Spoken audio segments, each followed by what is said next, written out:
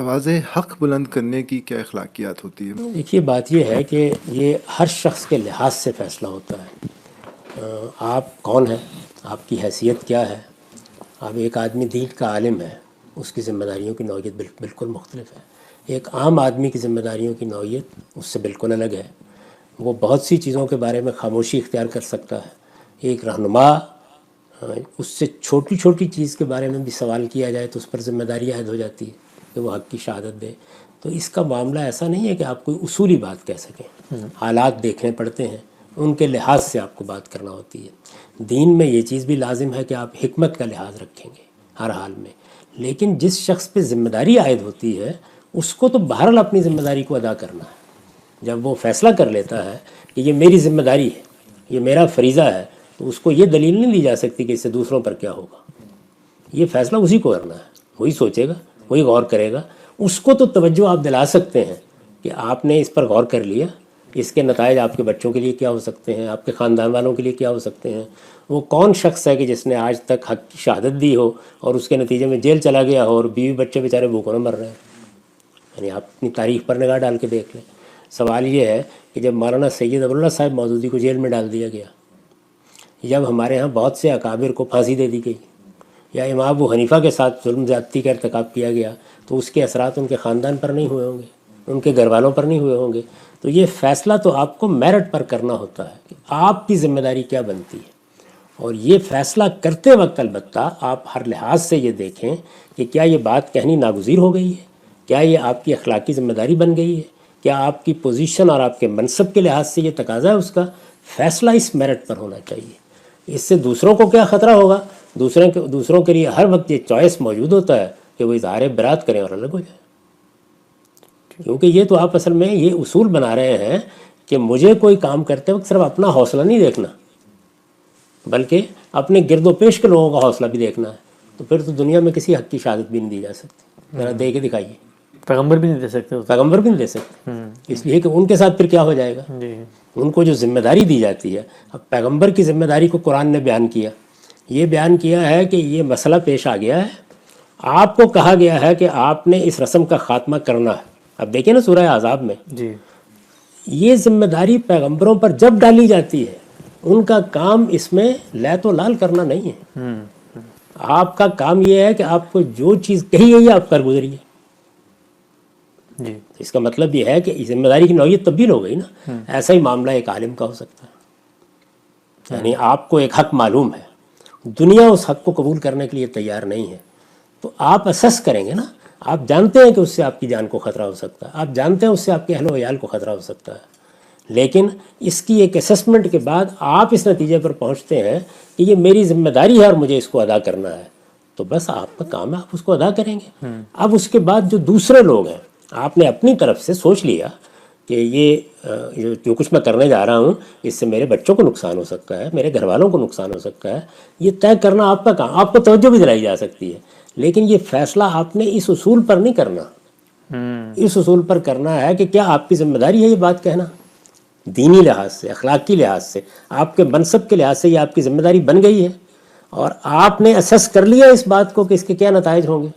تو جب آپ اس میرٹ پر فیصلہ کر لیتے ہیں، اس کے بعد دوسرے لوگوں کا کام ہے وہ فیصلہ کریں، اور وہ علانیہ کہہ سکتے ہیں کہ یہ ہمارا اب ان سے کوئی تعلق نہیں۔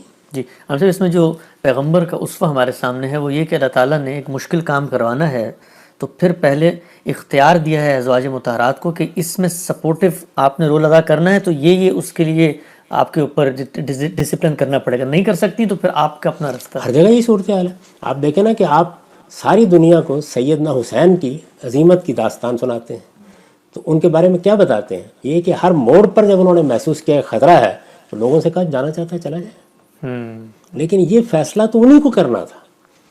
اس فیصلے پر آپ تنقید کرنا چاہتے ہیں، آپ اس سے اختلاف کرنا چاہتے ہیں، کریں، لیکن یہ فیصلہ کرنا کس کو تھا؟ جو سیدنا حسین کو کرنا تھا۔ جی تو اس لیے اس طرح کے جب بھی معاملات پیش آئے ہیں تو اس میں اس شخص کو تو آپ توجہ دلا سکتے ہیں کہ دیکھیے آپ نے اندازہ کر لیا اس کا نتیجہ کیا نکلے گا، آپ نے کچھ سمجھ لیا اس بات کو، یہ توجہ دلا سکتے ہیں، لیکن یہ کوئی استدلال نہیں ہے۔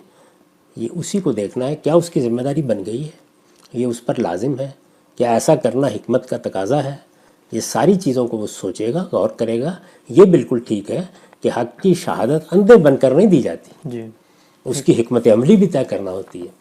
بعض اوقات آپ ایک ایسے حق کو بیان کرنے جا رہے ہوتے ہیں جس کے لیے ابھی سوسائٹی یا لوگ تیار نہیں ہیں، تو آپ یہ طے کرتے ہیں کہ میں اس کو یہاں سے شروع کروں گا، تدریج سے۔ میں اس تدریج سے یہ بات بیان کروں گا۔ یہ ساری چیزیں اصل میں اس بات کے میرٹ پر طے کی جاتی ہیں، حالات کیا ہیں، بات کیا ہے، کہنے کی ضرورت کیوں پڑ گئی ہے، یہ سب آپ طے کرتے ہیں۔ تو کوئی آدمی جذبات میں آ کر اینٹ مار دے تو اس کو ضرور توجہ دلائی جائے گی کہ اس کی کیا نوعیت ہے، لیکن یہ سوچ سمجھ کر کے وہ ایک حق کو جان گیا ہے، اس کے منصب کے لحاظ سے اس کی شہادت ضروری ہے، یہ طے کر لیا، اس نے طے کر لیا، تو وہ یہ دیکھے گا کہ اس سے کیا اثر پڑتا ہے کسی پر۔ اب اس کے بعد جب اس نے فیصلہ کر لیا تو آپ کو طے کرنا ہے کہ آپ اس کے ساتھ کھڑے ہیں یا آپ نے اپنے آپ کو الگ کر لینا ہے، تو آپ کو حق حاصل ہے الگ کر لینا۔ ٹھیک، ہم سبھی چونکہ بحث اس رخ پہ آئی ہے تو میں ایک سوال لوگ عام طور پہ پوچھتے ہیں کہ آپ نے پاکستان کے ماحول میں جہاں پورے پاکستان کے علماء ایک رائے میں ایک طرف ہیں، توہین رسالت کا جو سزا کا مسئلہ تھا، آپ نے اس میں ایک رائے دی، اور بہت سے ہمارے لوگ ہیں جو ہمارے ہمدرد بھی ہیں، وہ کہتے ہیں کہ اس طرح کے معاملات میں اگر رائے نہ دیں تو بہتر ہے، تو آپ کو بھی لوگوں نے کہا کہ رائے نہ دیں پھر بھی رائے دی، اس کی کیا وجہ بنی؟ اس کی وجہ بہت سادہ سی تھی۔ وہ سادہ وجہ یہ تھی کہ مجھ پر یہ بات اپنی تحقیق سے واضح ہو گئی کہ اس میں ایک ایسے قانون کی نسبت رسالت مآب صلی اللہ علیہ وسلم کی طرف کی جا رہی ہے جو غلط ہے۔ اچھا، یہ معمولی معاملہ نہیں ہے، یعنی حضور کی نسبت سے دیکھیے، آپ نے کوئی کام کیا ہے، اپنے طور پر کیا ہے۔ پاکستان میں 10 قوانین بنے ہوئے ہیں جو لوگوں نے بنائے ہیں، اور مجھے ان قوانین پر بھی اعتراض ہوگا۔ ایک قانون آپ دین کے نام پر بناتے ہیں، تو دین کے نام پر جو کام بھی کیا جائے گا اس کی نسبت کس سے ہوگی؟ رسالت مآب صلی اللہ علیہ وسلم سے۔ تو اس وقت بھی میرے ایک دوست نے جب مجھے توجہ دلائی، میں نے اس پر جب تبصرہ کیا ہے، تو میں نے ان کو یہی جواب دیا تھا کہ مجھے آپ ایک سوال کا جواب دیں کہ قیامت میں اگر اللہ کا پیغمبر مجھ سے یہ پوچھے گا کہ تم جانتے تھے اور علی وجہ البصیرت جانتے تھے کہ میری نسبت سے یہ قانون غلط بیان کیا جا رہا ہے، تم نے اس کی شہادت کیوں نہیں کی؟